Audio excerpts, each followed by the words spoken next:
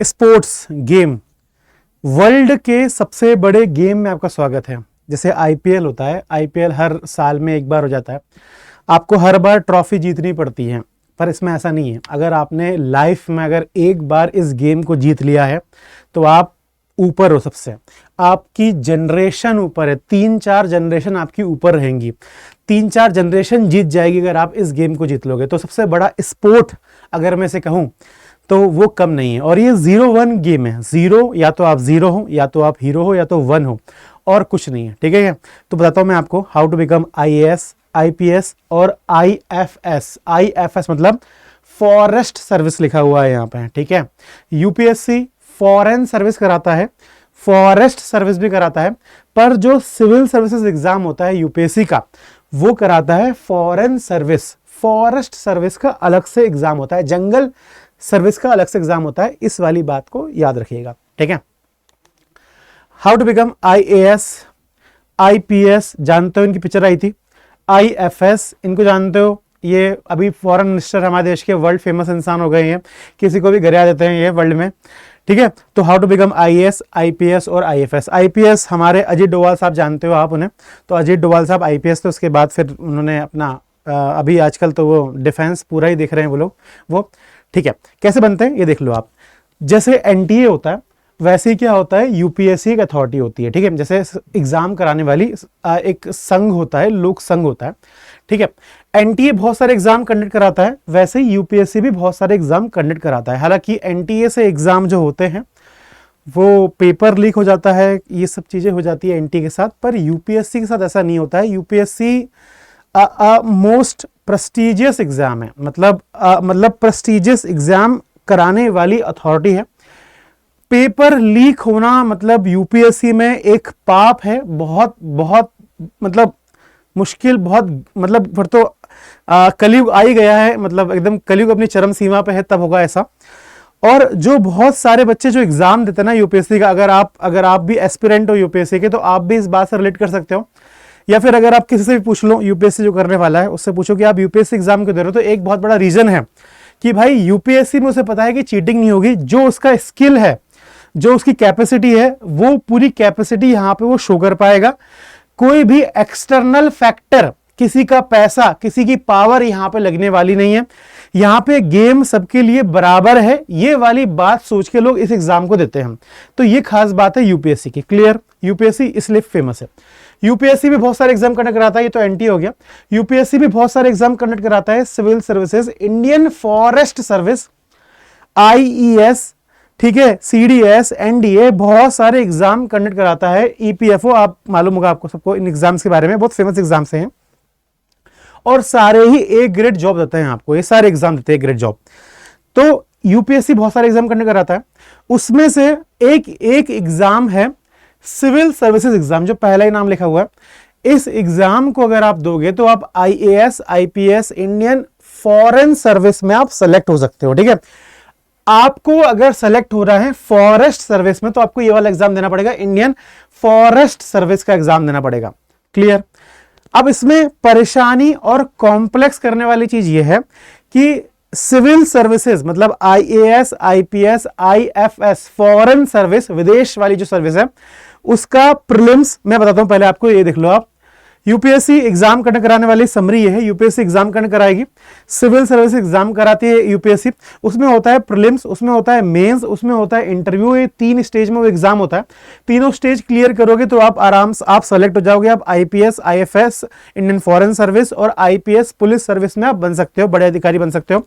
इसमें देखने वाली बात यह है, आपको मैं जो फॉरेन सर्विस का बता रहा था, मैं आपको जो फॉरेन सर्विस का बता रहा हूं मैं आपको, उसका यह है कि Indian foreign service, Indian forest service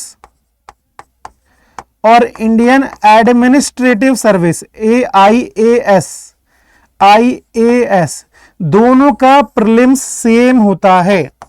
दोनों का ये वाली जो स्टेज होती है ना, ये वाली जो स्टेज होता है वो सेम होता है। सेम होता है मतलब सेम पेपर आता है दोनों का, बट दोनों का जो कट ऑफ होता है, दोनों का जो कट ऑफ होता है वो डिफरेंट होता है। ये वाली बात सेम है। इसके बाद जो मेंस होता है और जो इंटरव्यू होता है वो दोनों का अलग अलग होता है। आईएएस इंडियन फॉरेन सर्विस, विदेश वाली जो सर्विस होती है, जो विदेश वाली जो सर्विस होती है वो सर्विस, और ये दोनों सर्विस क्या होती है अलग, ये दोनों का मतलब आईएएस आईएफएस ये सेम होता है, फॉरेस्ट का अलग होता है। तो इंडियन फॉरेस्ट सर्विस का प्रीलिम्स और इंडियन एडमिनिस्ट्रेटिव सर्विस कलेक्टर वाली जो जॉब होती है उनका प्रीलिम सेम होता है, पर इनका जो मेंस होता है वो अलग होता है। ये वाली बात आप याद रखिएगा, एक डिफरेंशिएटिंग फैक्टर है। क्लियर? आपको ज्यादा कट ऑफ निकालना पड़ेगा अगर आपको फॉरेस्ट जंगल सर्विस निकालना है तो। क्लियर? आप सारे जंगल आप देख सकते हो। ठीक है, समझ में आ गया। मेंस का सीन क्या है, प्रीलिम्स का सीन क्या है बताता हूं मैं आपको अभी थोड़ी देर में, 1 मिनट बताता हूं। अच्छा, ये वाली बात हो गई क्लियर। अब एक और शब्द आता है all India services. All India services, ये 3 सर्विसेज फेमस क्यों है? Indian administrative service IAS, Indian police service और इंडियन फॉरेस्ट सर्विस, ये 3 कहलाती है ऑल इंडिया सर्विसेज। ये सबसे बड़ी सर्विसेज है पूरे देश की। पूरे देश में जितनी भी नौकरियां हैं उन तीनों उन सारी नौकरियों में सबसे पावरफुल जो नौकरी है जो गवर्नमेंट आपको दे सकती है वो ये जॉब है, all India services. Centre government state government दोनों गवर्नमेंट कंट्रोल करती है इन्हें, इन 3 सर्विस को, इसलिए इन्हें ऑल इंडिया सर्विसेज कहते हैं। ठीक है, फॉरेस्ट सर्विस है। इसका मैंने फिर से बता दिया मैंने आपको कि कौन एग्जाम लेता है। इसका प्रीलिम सेम होता है, इन तीनों का प्रीलिम सेम होता है, पर इन दोनों का मेंस अलग होगा, इसका मेंस क्या होगा, अलग होगा। ठीक है, क्लियर बात? चलिए, ये वाली बात क्लियर है। अब इनका जो सिलेबस है, सिलेबस ये देख लो भाई, फॉरेस्ट के रिगार्डिंग बात लिखी हुई है। इनका जो सिलेबस है, प्रीलिम्स का सिलेबस ये है, हमने एक बार डिस्कस कर लिया इसके बारे में। प्रीलिम्स में कितने नंबर का होता है? 200 प्रीलिम्स में 2 एग्जाम होते हैं, एक होता है जनरल स्टडीज, दूसरा होता है सीसेट। जनरल स्टडीज के अंदर 200 नंबर का एग्जाम होता है, सीसेट के अंदर भी 200 नंबर का एग्जाम होता है। एक क्वेश्चन 2 नंबर का होता है, यहाँ पे एक क्वेश्चन 2.5 नंबर का होता है, ज्यादा नंबर का होता है। 80 क्वेश्चन होते हैं यहाँ पे 100 क्वेश्चन होते हैं। आपको जो कट ऑफ निकालना है, मतलब इसमें जो पेपर 2 होता है उसमें 33% निकालना है आपको, जो पेपर 1 होता है उसमें आपको कट ऑफ निकालना पड़ता है, जो कॉम्पिटिशन है वहां फाइट होती है। ठीक है, पेपर 2 में आपको 33% क्वालिफाई निकालना पड़ता है। इसमें याद करने वाली बात पता है क्या? इसमें याद वाली बात यह है कि आपको जो कॉपी चेक होगी पहले पेपर 2 की, जो सीसेट है उसकी कॉपी पहले चेक होगी, इसका मतलब यह है कि अगर इसमें आप पास नहीं हो तो आपकी पहले जो पेपर है उसकी कॉपी चेक नहीं होने वाली है। मेरा समझ में आ रही है? तो इसका मतलब यह है कि पेपर 2 बहुत इंपॉर्टेंट है। आपका रिजल्ट भी नहीं बनेगा अगर आपने पेपर 2 क्लियर नहीं कराया तो। और बहुत सारे लोग जो आईआईटी से हैं वो भी ये क्लियर नहीं कर पाते हैं, पेपर 2 क्लियर नहीं कर पाते, क्योंकि मैथ भी अच्छी लेवल की आती है और आरसी जो होता है वो भी अच्छे खासे लेवल का आता है। आप जो देख रहे हो सीयूटी लेवल, इनसे तो मतलब यूजीसी लेवल का भी जो आरसी होता है ना वो भी ऐसा ही होता है। उन आरसी से बहुत हाई लेवल का आरसी होता है। इवन मतलब ये लिखा है मतलब रूसों की स्टेटमेंट्स लिखी रहती हैं, ये होता है आरसी में। एक क्वेश्चन 4 लाइन दे देंगे पैसेज में, उससे 5 क्वेश्चन बना के दे देंगे। वो ऐसा भी कर सकते हैं, कुछ भी कर सकते हैं वो लोग आरसी में। क्लियर? मैथ भी अच्छी खासी लेवल की आती है, ठीक ठाक लेवल की मैथ आती है। तो उसमें लिखा रहता है सिलेबस में कि 10th की लेवल की मैथ आएगी, पर वो 10th की लेवल की होती नहीं है। वो मतलब ऐसा नहीं कि 11th 12th की लेवल की होगी, वो 10th के लेवल के ही मतलब परसेंटेज क्वेश्चन आएंगे, पर अच्छे खासे परसेंटेज क्वेश्चन आएंगे, ठीक ठाक आएंगे। समझ में आ रहा है मेरी बात? परमुटेशन कॉम्बिनेशन सारे क्वेश्चन आते हैं, सिलोजिज्म रीजनिंग वगैरह सारे आते हैं। ठीक है, अच्छा अब इसमें आते हैं यूपीएससी मेंस के, देख लेते हैं यूपीएससी मेंस का सिलेबस क्या है। बहुत सारे एग्जाम होते हैं, 9 एग्जाम होते हैं। अब इसमें जो पेपर ए पेपर बी लिखा हुआ है, लैंग्वेज के जो पेपर होते हैं वो पेपर आपको बस जैसे आपको प्रीलिम्स में सिर्फ यहाँ पे 33% स्कोर करना था ना, वैसे ही यहाँ पर है। वैसे मेंस में आपको ये पेपर ए पेपर बी जो होते हैं आपको इंग्लिश और लैंग्वेज के पेपर होंगे आपके, ये बस आपको पास करना है, 33% लेके आना है। बाकी आपको उसके मार्क्स फाइनल एग्जाम में जोड़ने वाले नहीं है। एग्जाम में फाइनल जो मेरिट होगी उसमें किसके मार्क्स जोड़ेंगे? उसमें जोड़ेंगे आपके paper 1 paper 2 paper 3 paper 4 paper 5 6 7, इसके मार्क्स जोड़ने वाले। पेपर 1 में क्या आएगा आपका, ऐसे होगा, और पेपर 2 में क्या आएगा, जनरल स्टडीज 1। पेपर 2 में जनरल स्टडीज 1 लिखा हुआ, ये वाली बात याद रखिएगा। जनरल स्टडीज 1 मतलब क्या होता है?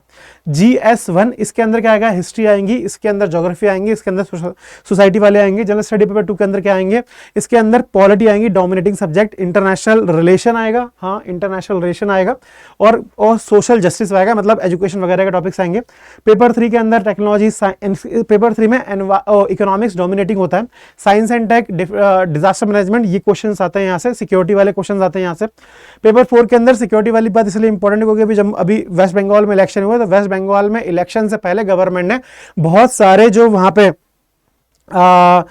लेफ्ट, जो आप कह सकते हो कि बहुत सारे जो माओवादी जो लोग थे, जो लोग वहां पे टेररिस्ट थे, उनको गवर्नमेंट निकाला। अभी इलेक्शन से पहले बहुत सारे लीडर्स थे उनके, उनको निकाला, वो लोग भाग गए, मार दिया गया। तो गवर्नमेंट ने ये सारे काम भी करे, तो वो सिक्योरिटी वाले क्वेश्चन में आते हैं। Paper 4 general study, paper 5 general study, paper 4 ये इथिक्स, इंटीग्रिटी एंड एप्टीट्यूड होता है, ये भी अच्छा खासा पेपर होता है, इसमें केस स्टडीज भी आती है। उसके बाद फिर 2 ऑप्शन पेपर होते हैं। देखो, अगर आप क्लास 12 के बाद अगर यूपीएससी तैयारी कर रहे हो ना, तो सबसे ज्यादा इंपॉर्टेंट बात यह है कि आप पहला जो काम करोगे वो क्या करोगे, वो है ऑप्शनल प्रिपेयर करना। ये 500 नंबर का होता है ऑप्शनल, जो जिसका ऑप्शनल स्ट्रांग है उसी का ही सारा गेम है। 500 नंबर का देखो, अगर सपोज आपने हिस्ट्री ऑप्शन लिया तो आपके यहां से 500 नंबर आप यहां पे खेलोगे 500 नंबर से। अगर आपका हिस्ट्री ऑप्शन लिया है तो आपका GS1 में, देखो GS1 में क्या आने वाला है, हिस्ट्री आने वाला है, आराम से 120 नंबर की हिस्ट्री आएगी, तो वहां पे आप ठीक ठाक कर पाओगे।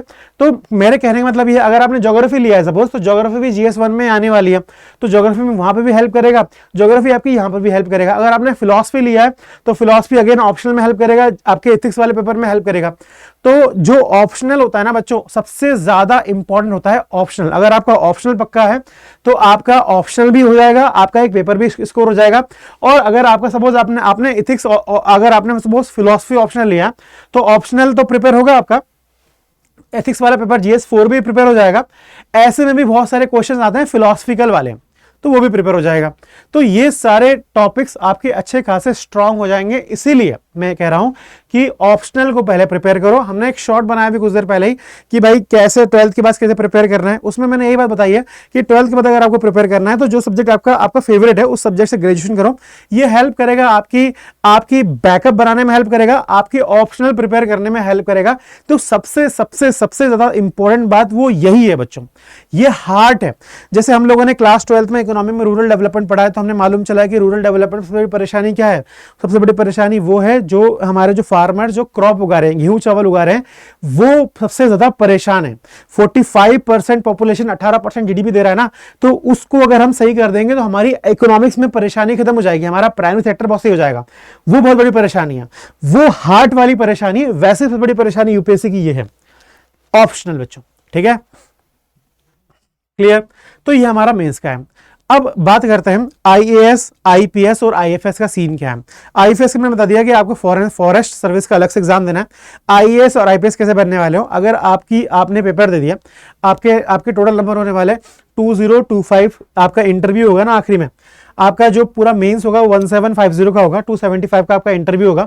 इंटरव्यू में कुछ खास नहीं होता, जो नॉलेज होता है वो पूछ ली जाती है, बस पर्सनैलिटी चेक होती है आपकी। क्या चेक होती है, पर्सनैलिटी चेक होती है कि ये इंसान कैसा है, ये अच्छा है बुरा है, ये सारी चीजें चेक होती है। इंटरव्यू में अच्छे नंबर लाने इंपॉर्टेंट है और नंबर आ जाते हैं एक हद तक। अगर आप एक अजीब पर्सनैलिटी नहीं हो तो आपके एक एवरेज नंबर आ जाता है और परेशानी नहीं आती है, ठीक है। अब टोटल मार्क्स जो आएंगे आपके वो 2025 होगा। मतलब सबसे इंपॉर्टेंट बात क्या है, मेंस है। सबसे इंपॉर्टेंट मेंस है। प्रीलिम्स आप निकाल लोगे अगर आपका मेंस स्ट्रांग है, आप इंटरव्यू में एवरेज मार्क्स ले आओगे। जो फाइनल लिस्ट बनेगी उसमें जो सबसे बड़ा मार्क्स होता है, सबसे बड़ा जो मार्क्स जहां से आता है वो आता है मेंस, 1750 मार्क्स मेंस के होते हैं, ठीक है। तो आपका जो फाइनल मार्क्स आएंगे 2025 आएगा। इसमें जो हाईएस्ट लेके आएगा, जो फर्स्ट रैंक लेके आएगा, सेकंड रैंक लेके आएगा, जो मतलब अच्छी खासी रैंक लेके आएगा, उसको IAS मिलता है, उसको जो चाहे वो मिलता है। अगर वो उसको जैसे CVT में प्रेफरेंस शीट होती है ना, कॉलेज प्रेफर करते हो आप लोग कि भाई ये वाला कॉलेज मुझे चाहिए, ये वाला कॉलेज चाहिए, मतलब मेरी प्रेफरेंस शीट में पहला कॉलेज ये है, दूसरा कॉलेज ये है, तीसरा कॉलेज ये है। तो इंटरव्यू जब होता है तो उनसे बच्चों से प्रेफरेंस कराई जाती है कि भाई आपको IAS चाहिए, आपको IPS चाहिए, आपको IFS चाहिए, क्या चाहिए आपको, एक प्रेफरेंस भराई जाती है। तो अगर आपकी अच्छी रैंक है तो जो आपको चाहिए वो आपको मिल जाता है। आपको IAS चाहिए आपको मिल जाता है, आपको अगर आपको फॉरेन सर्विस चाहिए तो आपको वो मिल जाता है, अगर आपको कोई भी काम चाहिए आपको वो सारे काम मिल जाते हैं। आपको IPS चाहिए आपको IPS मिल जाता है, ठीक है। बाकी फिर रिजर्वेशंस है, वो वाली चीज तो लगती ही है, वो आपको बताएंगे हम आगे। पर सबसे इंपॉर्टेंट बात यह है कि ज्यादा रैंक लेके आओगे ज्यादा बड़ी जॉब मिलेगी। आईएएस सबसे बड़ी जॉब होती है। आईएएस के बाद आईपीएस, दोनों ही पुलिस लेवल पर सबसे बड़ा पद होता है आईपीएस, और अगर एडमिनिस्ट्रेटिव लेवल पर सबसे बड़ा पद देखो तो आईएएस होता है। आईएएस के बाद फिर आप कलेक्टर बनते हो, कलेक्टर बन के आप पूरा डिस्ट्रिक्ट देखते हो, कलेक्टर के बाद फिर आप सेक्रेटरी लेवल तक जाते हो। आप देखोगे कि जो हमारे फॉरेन मिनिस्टर है वो भी किस लेवल तक चले गए हैं, वो एक कितना ग्रो करा है उन्होंने। आप बहुत सारे जो सेक्रेटरी, हर अलग अलग डिपार्टमेंट होता है गवर्नमेंट में, हर डिपार्टमेंट का एक सेक्रेटरी होता है, वो सेक्रेटरी आईएएस से प्रमोट होते होते वहां तक बनता है, उस लेवल तक जाता है। वो सेक्रेटरी आप तभी बन पाओगे, मतलब एक बड़े डिपार्टमेंट के आप हेड तभी बन पाओगे जब आप आईएएस बनोगे। आईपीएस अगर आप बनोगे तो डीजीपी, बहुत मतलब ये जो पुलिस में बड़ा पद बन पाओगे। पर अगर आपको गवर्नमेंट में एक बहुत बड़ा एडमिनिस्ट्रेशन में अगर एक बहुत बड़ा डेजिग्नेशन चाहिए तो आपको आईएएस लेना पड़ेगा। आईएएस ही सबसे बड़ा पद होता है बच्चों, उसी की लड़ाई चलती है। बहुत सारे बच्चे क्या होते हैं, आईपीएस में सेलेक्ट हो जाते हैं पर वो फिर से एग्जाम देते हैं आईएएस के लिए।